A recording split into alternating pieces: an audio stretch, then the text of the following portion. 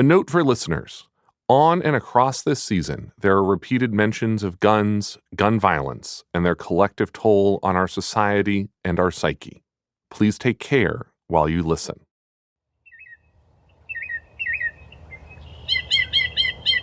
The state bird of Florida has been the same since 1927, the northern mockingbird, the bird you're hearing right now.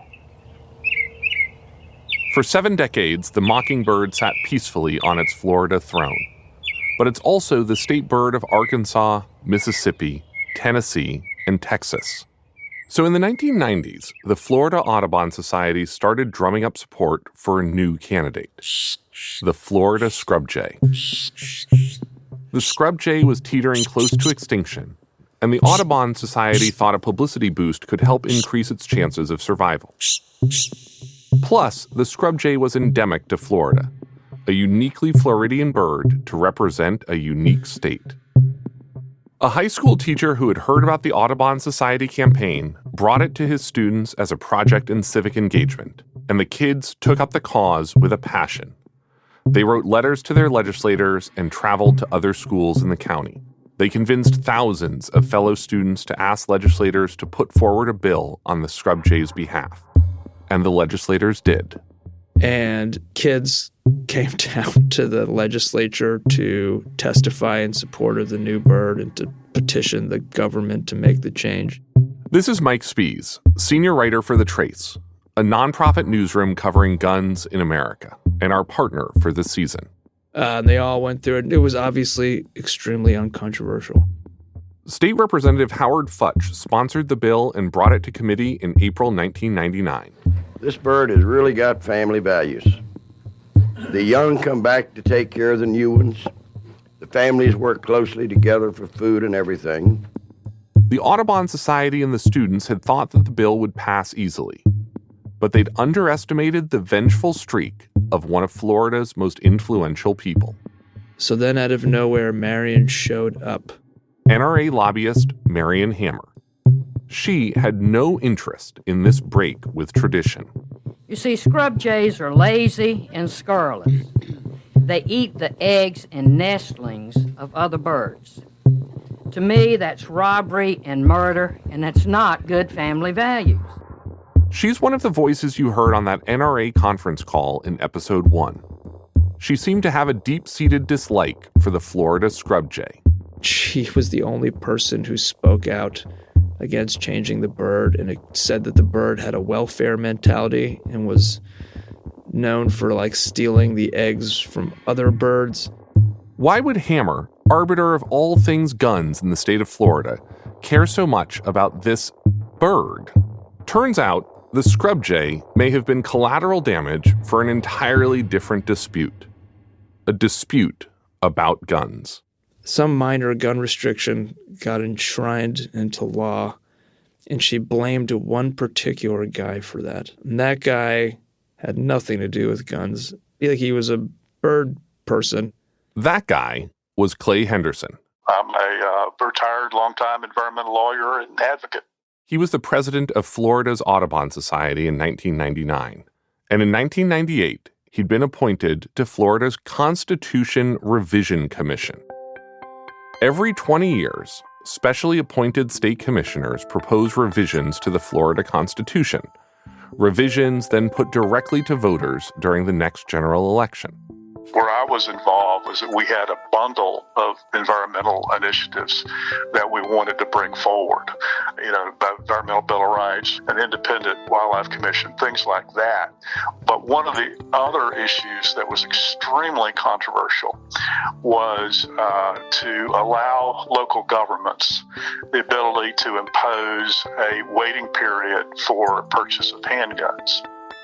Much to Hammer's chagrin, the amendment passed, with more than 70% of the popular vote. So when her latest enemy began a campaign to change the state bird, she showed up. And she claimed it wasn't personal, that she just loved mockingbirds. Well, I didn't quite buy that. The mockingbird had found a powerful ally in Marion Hammer. The scrub jay had the students. The mockingbird had the NRA's top lobbyist. And she won. The measure got defeated. And then it happened like multiple times after that. Every time someone brought up the issue, she would come down to the legislature to lobby against it. And every time she almost became like an annual tradition. The message was clear. Cross Hammer, and you, along with whatever your personal scrub jay is, will pay. And that's just a good example. It doesn't matter how marginal it is. I think for her, in order to be effective, she had to demonstrate that she could push people to do what she wanted, that she was able, even arbitrarily, to demonstrate her power. The campaign for the scrub jay continues in various forms, but so does Hammer's vehement opposition. In 2023, more than 2 decades later, Hammer penned an op-ed for the Tallahassee Democrat, where she described scrub jays as, quote, evil little birds that can't even sing. Mockingbirds, on the other hand, she described as family protectors that chase off intruders who get too close to their nests. One could extrapolate that Marion Hammer believes, if the opportunity were available to them, mockingbirds are the type of bird that would keep a gun on hand to defend their home and their property. The bio for that op-ed describes Hammer as a mother and a grandmother. But of course, she's a lot more than that. Florida is like the Wild Wild West when it comes to guns, so Marion Hammer is primarily responsible for that. Mike Spees spent a year reporting on the NRA lobbyists' unchecked influence for an investigation published by The Trace and The New Yorker in 2018. In it, he documented how she's the architect of some of the country's most pervasive and impactful pro-gun laws, from stand your ground to open carry, and a relentless defender of the Second Amendment. The sort of notion to be as confrontational and divisive and harsh as possible, as absolutist as possible. I mean, that posture is her posture and has also become the movement's posture. We take the NRA's approach for granted today. It's part of the American political furniture. Republicans are pro-gun, Democrats are anti-gun, and the NRA will do whatever it takes to keep guns in the hands of every law-abiding citizen. But the NRA wasn't always like this. In fact, America wasn't always like this. There was a time before, a time with plenty of its own serious problems, but when guns were not the intractable issue they've become today. Up until the latter decades of the 20th century, guns weren't front and center in U.S. politics. From Longlead, PRX, and Campside Media, in collaboration with The Trace, I'm Garrett Graff, and this is Long Shadow, In Guns We Trust. Episode 2, Shall Not Be Infringed.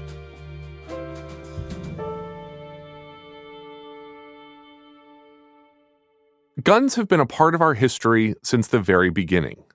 We were, after all, a country founded in armed revolution. But there are a couple of moments that stand out.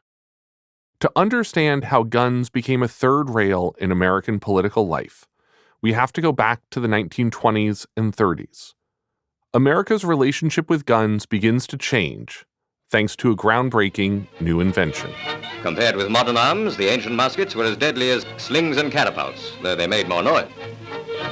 Contrast them, for instance, with the Thompson submachine gun, or the Tommy gun as it's called. It's an automatic weapon capable of delivering a high rate of fire. Let's see how it works. The Tommy gun was the first handheld submachine gun. It was originally designed for U.S. troops in World War I, but it came too late to be used in the war, and instead was made available later to civilians. In the 20s, amid prohibition, the guns became a key feature of organized crime. You begin to hear stories about criminals using Tommy guns to commit pretty heinous crimes. Professor Robert Spitzer has been studying the history of gun policy for 40 years and has written 5 books on the subject. And in the space of a year or two, this becomes a major news story in the way that mass shootings today grab headlines. The Tommy gun became a favorite among bootleggers, bank robbers, and gangsters. There was Machine Gun Kelly, nicknamed for his love of the Tommy gun, and Bonnie and Clyde, John Dillinger, Babyface Nelson, Bugs Moran.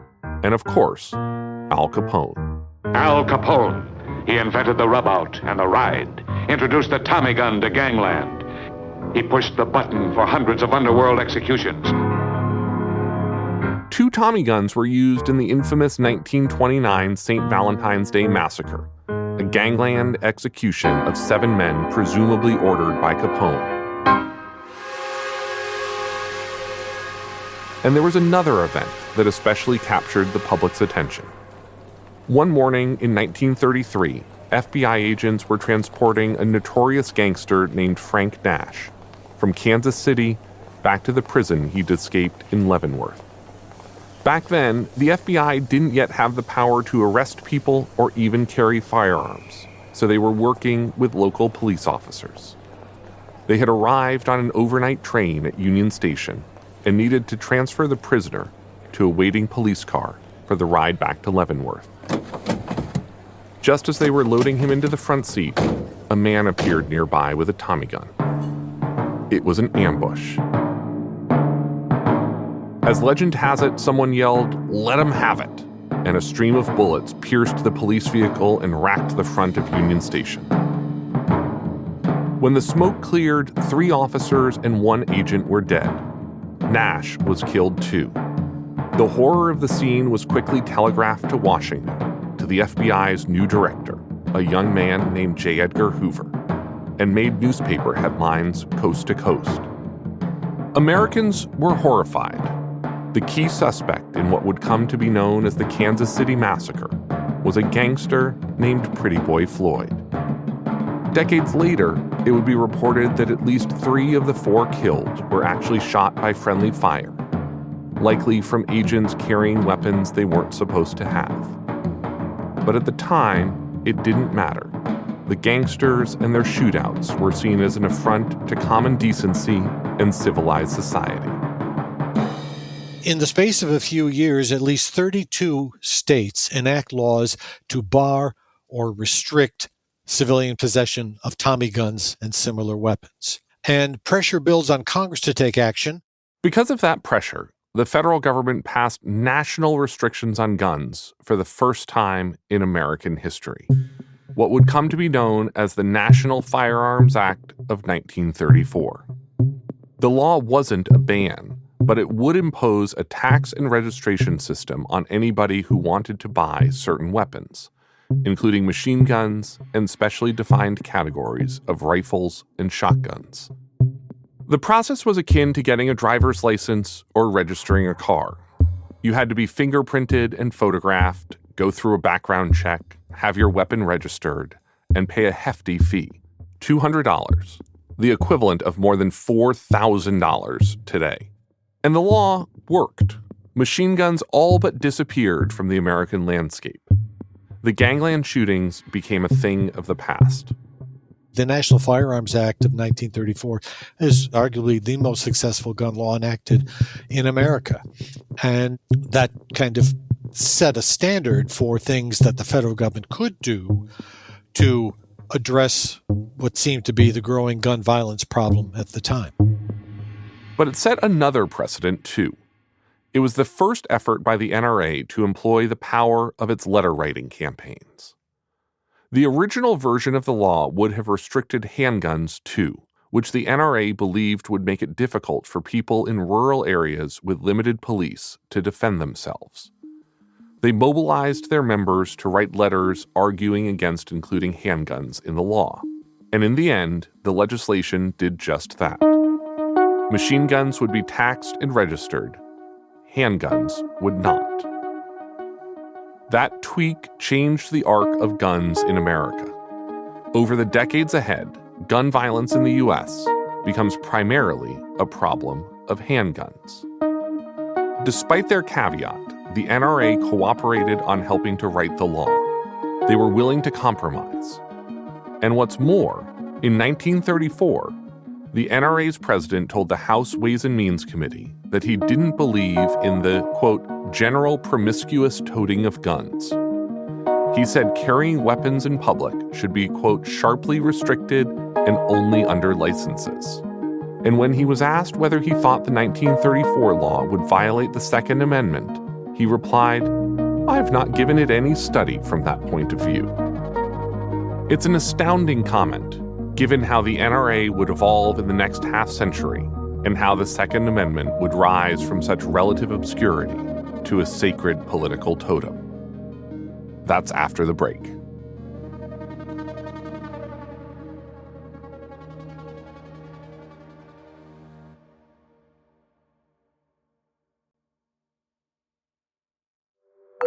These days, many Americans think of the Bill of Rights as something sacrosanct, a series of protections treated almost with the divine reverence of the Ten Commandments, carved into stone by our founding fathers.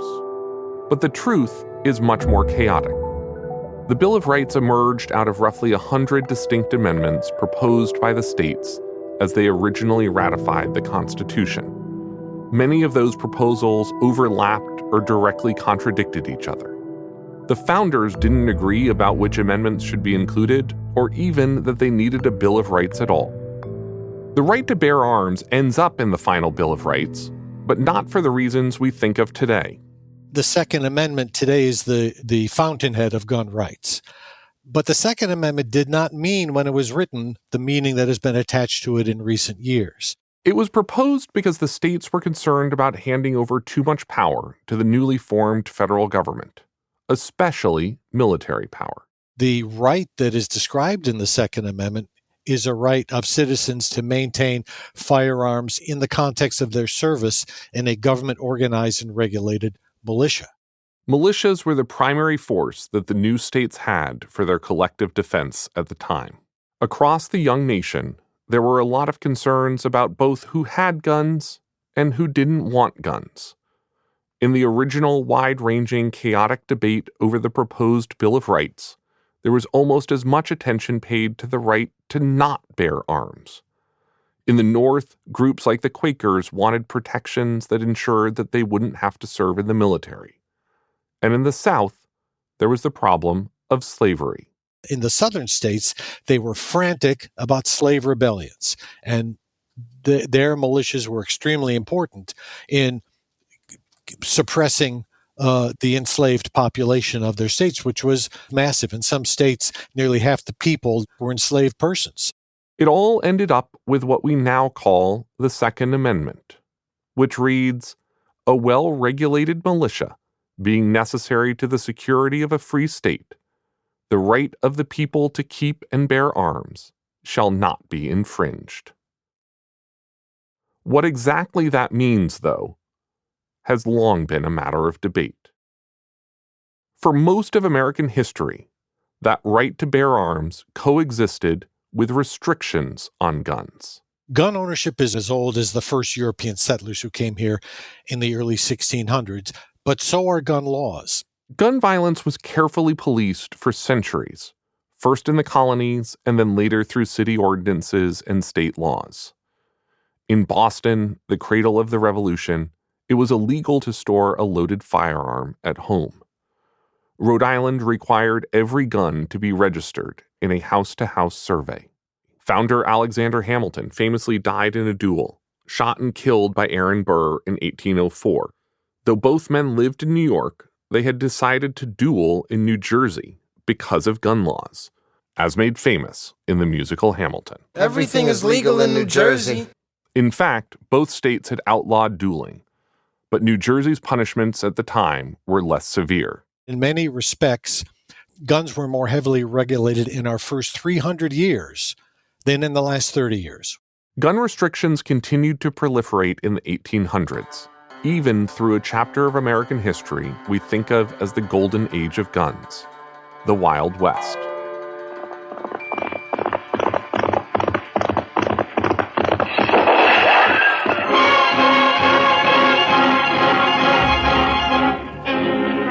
Around Dodge City, in the territory on West, there's just one way to handle the killers and the spoilers, and that's with a U.S. Marshal and the smell of gun smoke. Trains robbed at gunpoint, gunfights on horseback, shootouts on Main Street outside the saloon. Countless films and stories have immortalized the idea of the Western frontier as a place of lawless gun violence. But that's more myth than reality. There were lots of guns, but by the same token, there were also lots of gun laws. Even in the iconic Dodge City, Kansas, the capital of our Wild West mythology, there was a sign in the middle of the street that read, "The carrying of firearms strictly prohibited." The reason for such restrictions was simple.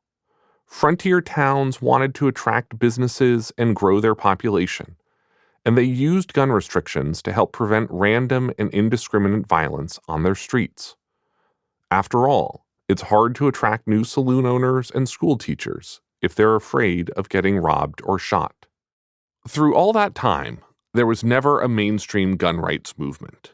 Americans accepted local and state gun regulations, and so did the NRA.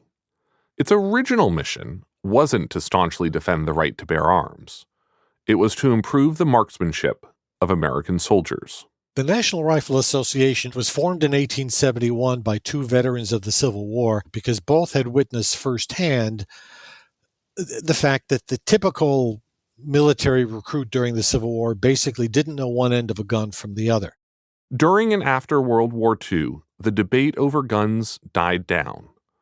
More than half of the NRA's members served in the war, and the NRA loaned dozens of its affiliated gun ranges to the government for free for training. NRA leaders helped draft state laws in the 1930s and 40s that restricted or prohibited people from carrying concealed handguns in public. But the 1960s would spell the beginning of the end of the NRA's era of compromise, and it would radicalize a new generation of activists and lobbyists. The Vietnam War, the Civil Rights Movement, and a series of political assassinations shook the nation.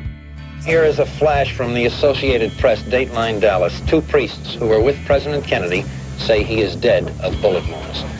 I have some very sad news, and that is that Martin Luther King was shot and was killed tonight. Senator Kennedy has been shot. Is that possible?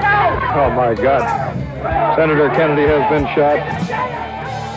Following the assassination of Martin Luther King Jr. in April 1968, a wave of riots swept across major cities.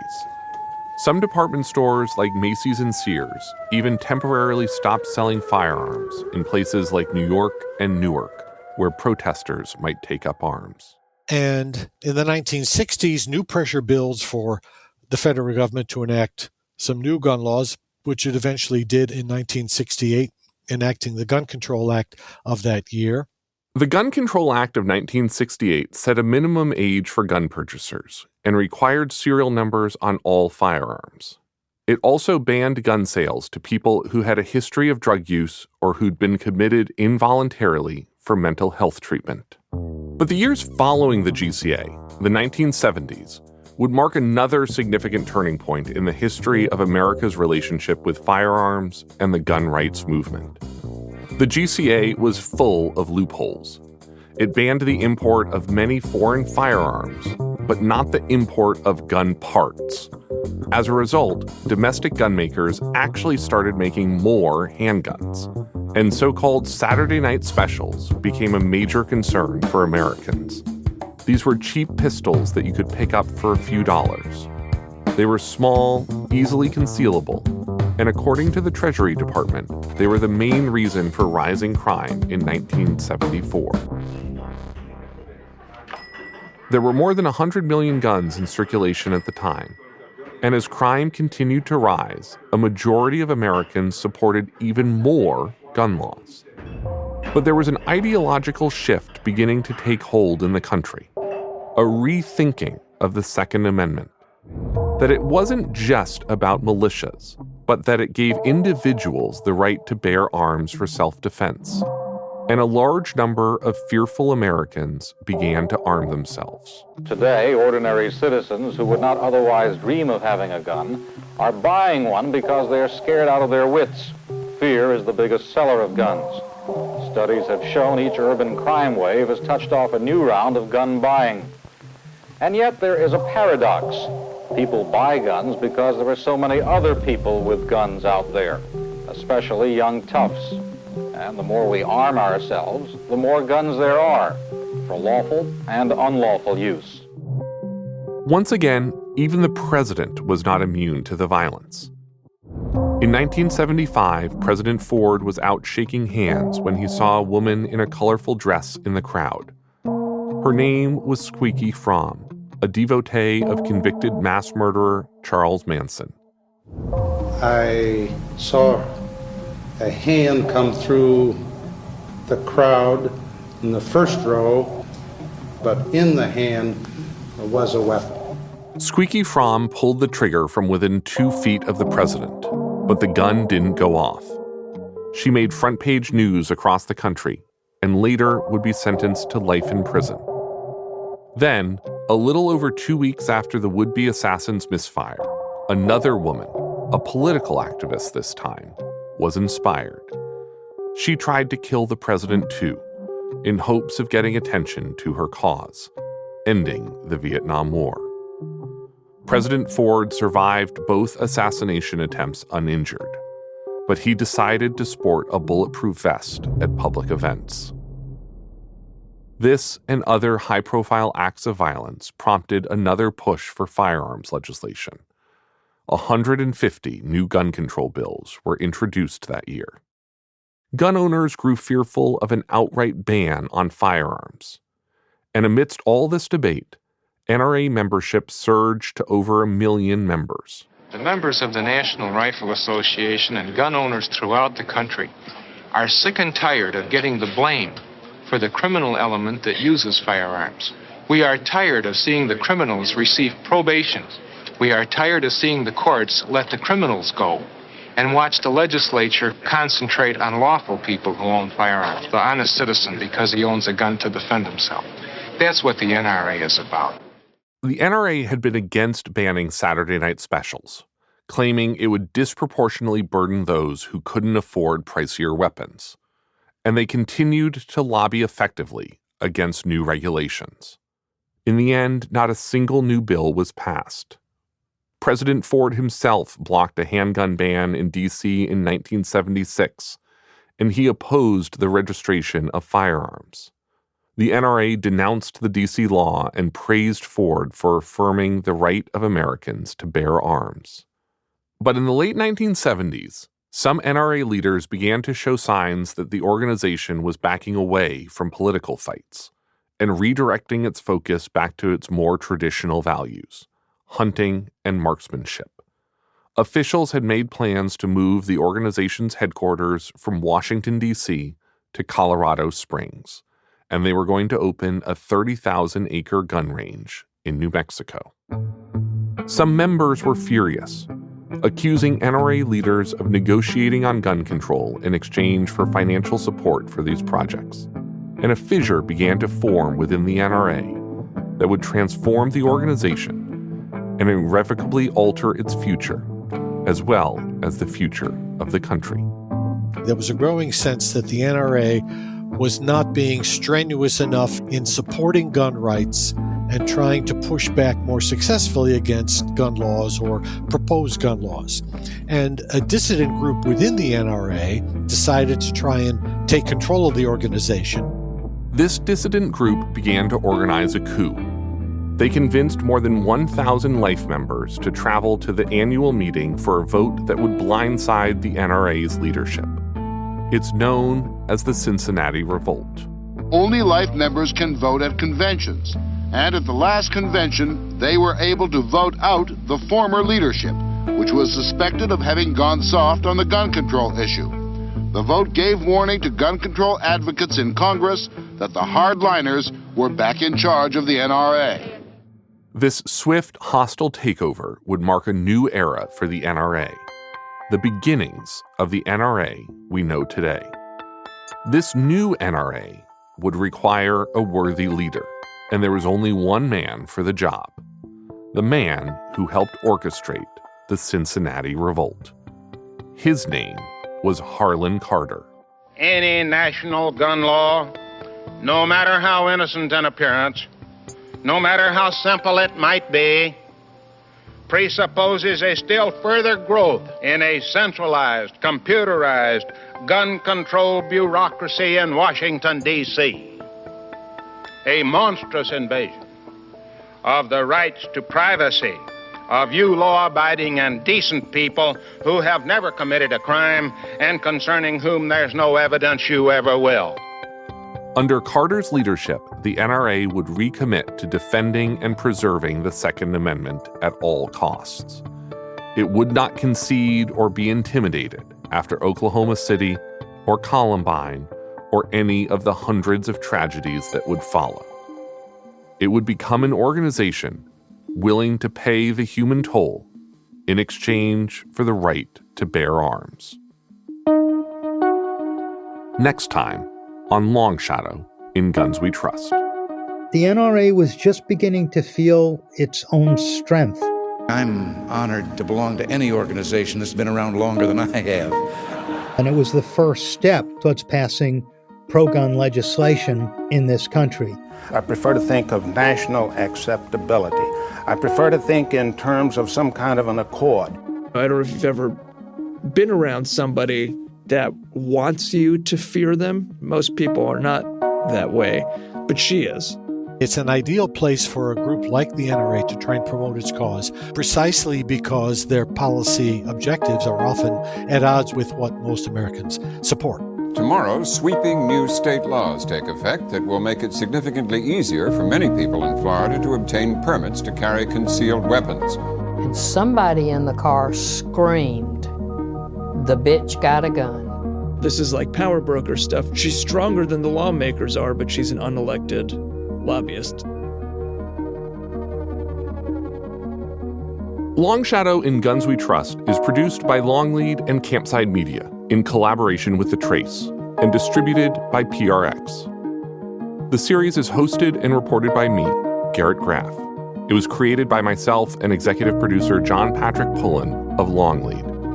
Jennifer Massia of The Trace, a nonprofit newsroom that covers guns in America, is my co-reporter and a contributing producer for this season. The show is written by Emily Martinez. Aaliyah Papes is the associate producer and a contributing writer as well. Matthew Scher and Emily Martinez also served as executive producers on the season. Our theme song was composed by Neda Hadari, sound design by Claire Mullen, additional engineering by Ewan Lytram-Ewan, music by Blue Dot Sessions and APM. This series was recorded by Joe Egan at Egan Media Productions. Fact-checking by Emily Barone and Sarah Baum. Audience development by Heather Muse. Cover art by Longlead's creative director, Sarah Rogers. Special thanks to Lindsay Kilbride, Ashley Ann Krigbaum, and Jennifer Bassett, who consulted on the podcast. Stay up to date on this podcast and learn more about Longlead's award-winning journalism by subscribing to our newsletter at longlead.com. If you like Long Shadow, spread the word and leave us a review on Apple Podcasts. It helps others find the show. Thanks for listening.